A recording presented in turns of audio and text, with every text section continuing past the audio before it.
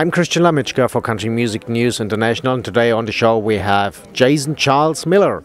Folks, he have a new CD out which calls Natural Born Killer. Goodness, what a title. Folks, that's the album, so you have an idea about what we're talking now. And on the CD are 11 songs. Tell us a little bit more about the songs people can find on the CD. Yeah, well, Natural Born Killer, the title track is actually, that song is taken from the point of view of a bottle of bourbon. Okay. So the idea is, I'm a natural born killer, but I don't need a gun. So, keep drinking me and eventually you're going to die. Was kind of the idea behind that. Okay, folks, he had a lot of tattoos, but he's a nice guy, so don't be scary about him. So, yeah, let's go ahead. Great. So really my story is I grew up in Virginia, and I've actually played Germany many times with my band. I was in a heavy metal band called Godhead. Okay. And the very first record deal I ever got as an artist was with a German label. Okay. You can believe that. Marlboro Music. Oh. Okay. Which was distributed by Edel. Okay. And so I toured Germany, Austria, and Switzerland in the mid-'90s. And then I went back. I actually toured opened for Marilyn Manson in the early 2000s. But my love always lied in country music. So when I did something solo, I wanted to do it more southern rock, rootsy vibe, and sort of it's still me. It still has some darkness to it. I kind of look at things from a different perspective, and try to give people a different vibe on things. Not the typical subject matter always, but so this is my second full-length solo country album on Render Records, and we're going to be touring a lot in the States this summer, and then hopefully in Europe a little bit later after that. That would be cool. But I understand you're right. There is no influence of metal now inside, correct? Well, you know what? We do a really awesome version of, if I do say so myself, of I Saw the Light, the Hank Williams Sr. song, but we put a real heavy twist to it and big beat to it. But there's all the instruments that you're going to expect on a country record as well. That's cool. I like your background. That's awesome. Thank you. So you toured Germany before. Which experience did you make in Germany?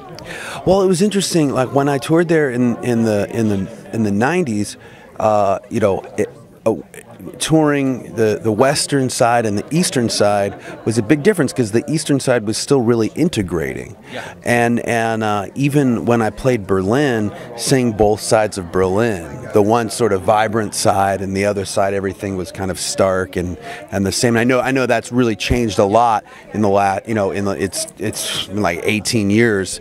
And even when I went back to Berlin in 2001, it was a lot more integrated, and I feel fortunate that I was able to kind of see that, coming back in bits and pieces. But I love Germany. Hamburg is probably my favorite city because there's just so much craziness, But Munich too. I love the South, and I love. I remember Stuttgart was really fun, and.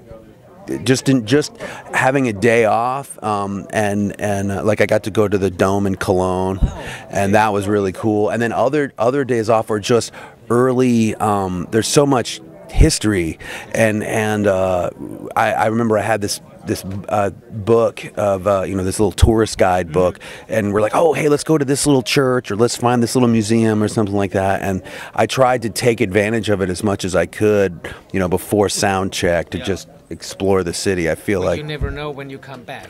Right. So make the most of it. Who created the art cover for it? Because I like it too. Thank you. Actually, an artist out of England. His name is Mr. Sam Sheeran. And he does a lot of artwork for me and for from my background, my rock background, he does artwork for Iron Maiden and him and Rob Zombie. So I'm like, hey, take that style and make it country for me. You know. By the way, what's the biggest difference between the Europeans and the US fans?